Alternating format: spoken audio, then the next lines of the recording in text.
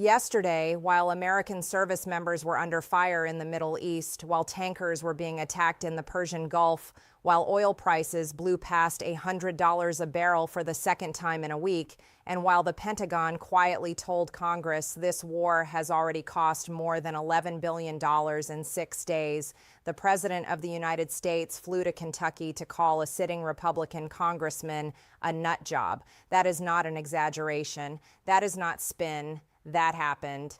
On March 11th, 2026, with the country burning money, burning fuel, and burying service members, the priority of the commander-in-chief was a campaign rally inside a packaging warehouse in Hebron, Kentucky, where he spent over an hour calling Thomas Massie a disaster, a loser, the worst person, and disloyal to the United States of America. He said somebody with a warm body could beat him. He brought his hand-picked replacement on stage and told the crowd to vote Massie out as soon as possible.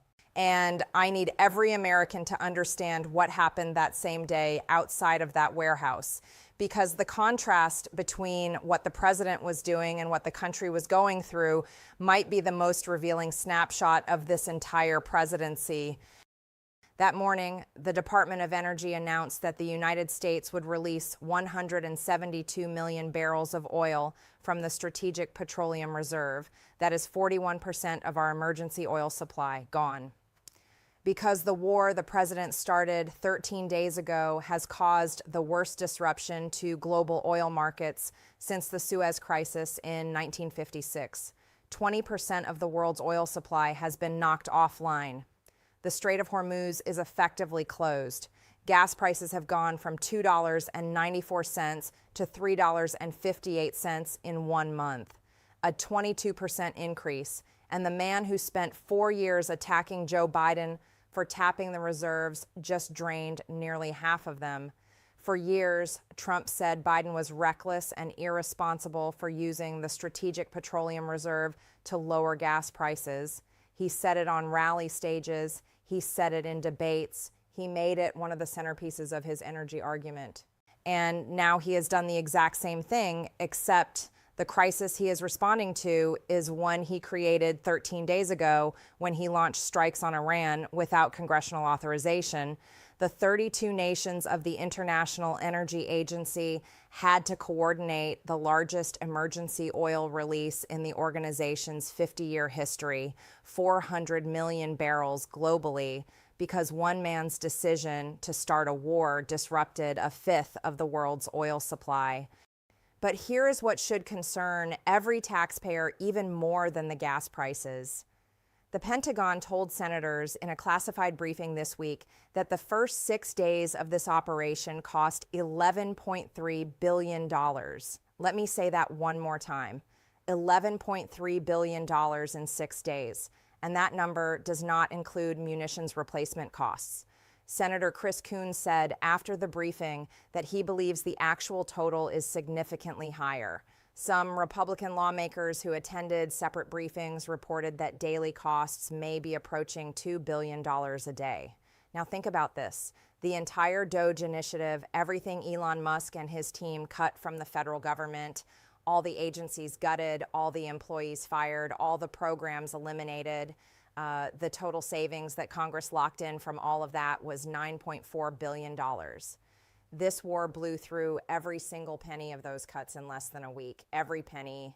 The savings they destroyed people's careers to achieve, gone in days on bombs. And while this was happening, while the math was collapsing in real time, the president was on stage in Kentucky telling a crowd that Thomas Massie is a disgrace who should be a registered Democrat. Let me tell you why they actually want Massie gone, because it has nothing to do with what they are telling you. Thomas Massie voted no to the $1 trillion COVID spending bills that printed money we did not have and sent this country spiraling into the inflation that crushed working families for 3 straight years.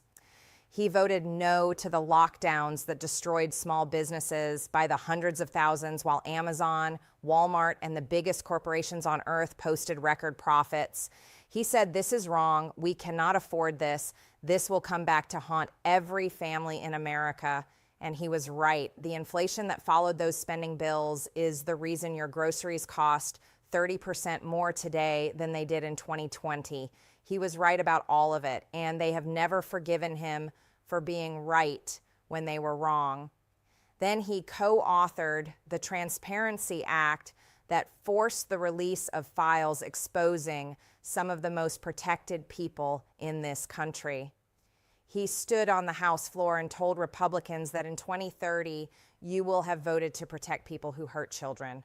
And he was one of only 2 Republicans with the courage to vote for the War Powers Resolution, demanding that Congress have a say before one more American is sent into harm's way. That is why they want him gone. Not because he is disloyal, because he is the only one who cannot be controlled. And the weapon they chose to replace him is a man named Eddie Galrine, who hated Donald Trump so much in 2016 that he left the Republican Party entirely and registered as an independent.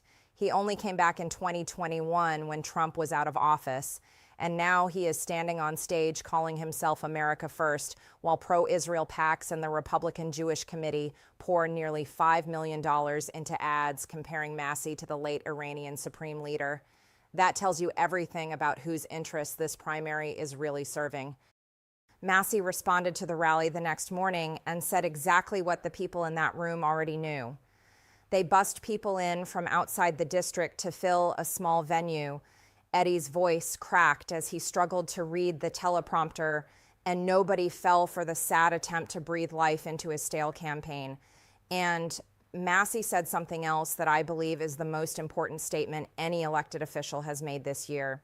He said, if I can win this fight, it shows that we still have a republic, that the legislature does not work for the executive branch. That is not ego. That is a man fighting for the constitutional structure of this country while the president tries to turn Congress into a rubber stamp factory. And I want to connect this to something that has been weighing on me for weeks because it matters and no one is talking about it.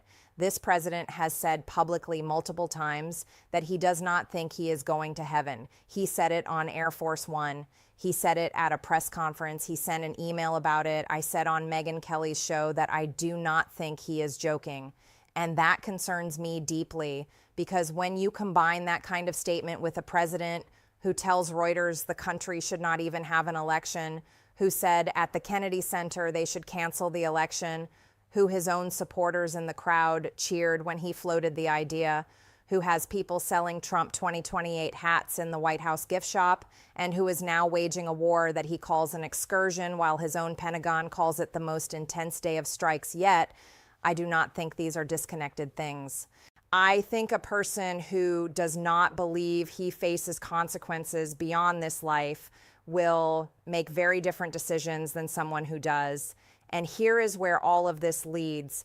The national debt when Trump took office the second time was already unsustainable. Since then, the One Big Beautiful Bill is projected to add $4 trillion over the next decade. Massie voted against it. He was one of 2. This war could cost $200 billion or more if it drags through September, as some Pentagon officials have warned. And the president just drained 41% of our emergency oil supply to deal with a crisis his own war created. By the time this presidency is over, this country could be staring at $50 or $60 trillion in total debt. And the only man in Washington who will have voted no to every single piece of it, every bailout, every blank check, every war without a vote, is the man the president flew to Kentucky to destroy. That tells you everything you need to know about what is happening to this country. The people who spend your money want to eliminate the only person who tries to stop them. The people who start wars without your permission want to silence the only voice demanding they ask. And the people who promised you no more foreign conflicts and lower prices are draining your oil reserves and calling it a small price to pay while a 20-year-old Eagle Scout comes home in a flag-draped coffin. I did not leave this movement. This movement left every promise it ever made. And the first step to getting it back is refusing to be silent when the most powerful man in the world spends his day attacking the one person who actually kept his word. Do not let them tell you who to trust. Look at the votes. Look at the receipts. Look at the debt clock and the gas prices and the coffins, and ask yourself one question: who was actually fighting for you this whole time? The man on stage calling people losers, or the man who stood alone and said no?